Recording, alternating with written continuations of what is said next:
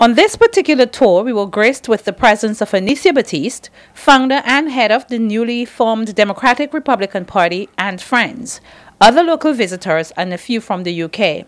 Throughout the tour, the group showed interest in the development of the airport and in what was being said to them.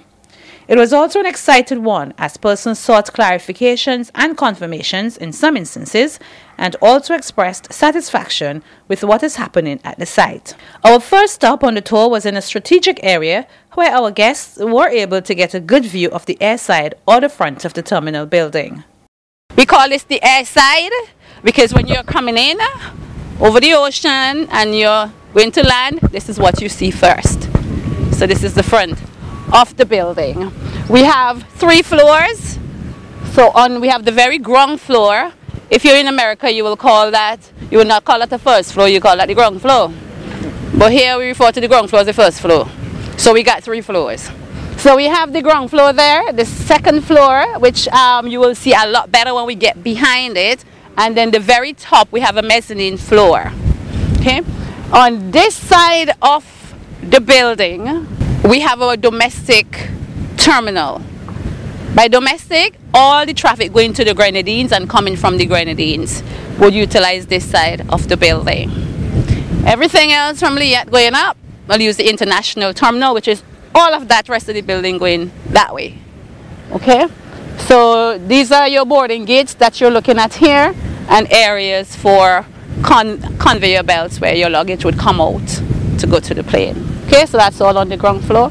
And on the second floor, mainly where you see those blue glass windows, around that area is our departure lounge. And up there you will find duty-free shopping, concession stands, food court. So you get restaurants and all of those things on that floor. And further down this side where you see the white, mainly offices for airport staff and security personnel, etc. And the very top, the mezzanine floor, we have space. We're really just providing space up there. We are trying to see if we can get lease agreements with different airlines, resorts like Bukamar, to lease them so that they can do their own VIP for their clients when they come in. So that if those work out, they would organize the space to their own specification. There is also space up there for a restaurant if somebody wants to do a restaurant up there.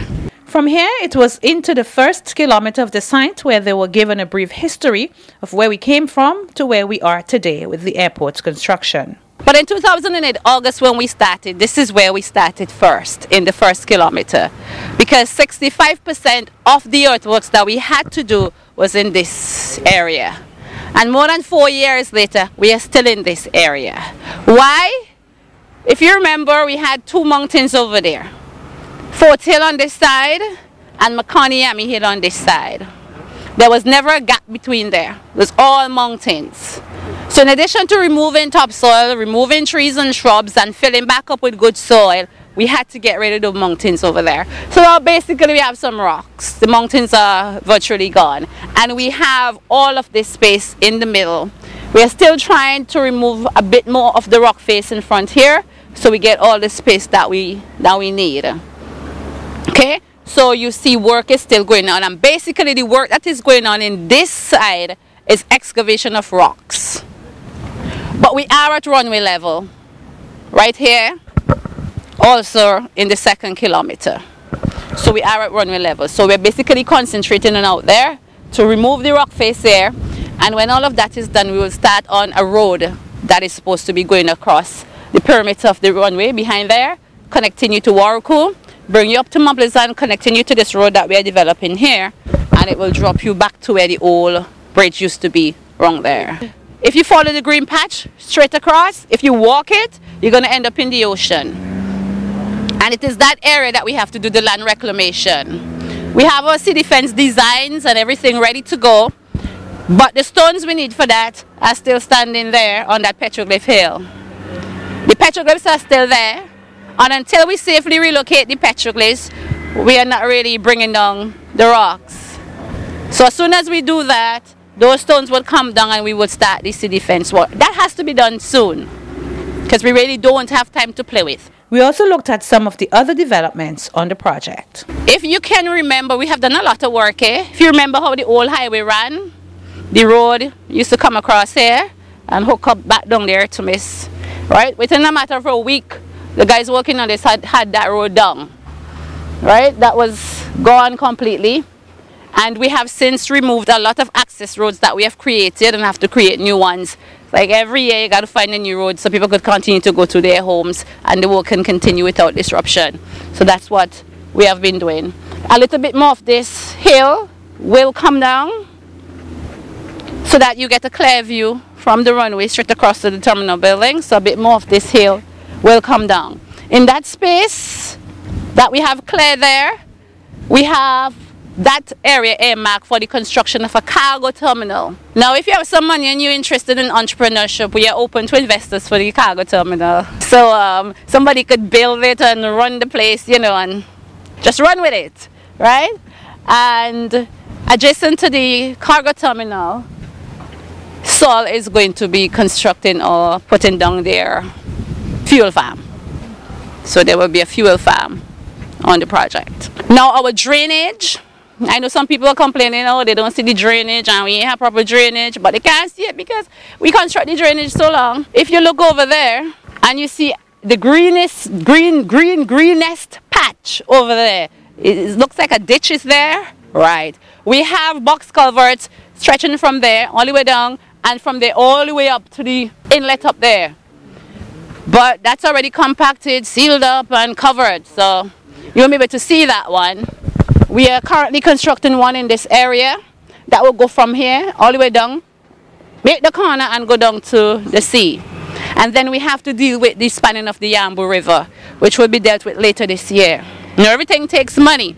So if you don't have the money, you can't push the work. So that's what is happening. Now that we have heard that the money is coming, we can pick up the pace again and we can have the Yambu River being spanned, at least being started before the end of this year.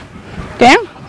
Now, the other hold up, we are actually ready for paving in the 2nd kilometer. If we had the asphalt plant and the concrete plant today, we could start in the 2nd kilometer. But that's the hold up. We have to wait to get the money to purchase those plants. So those plants will be coming soon, and once they get here, you will see a lot of work happening in that area.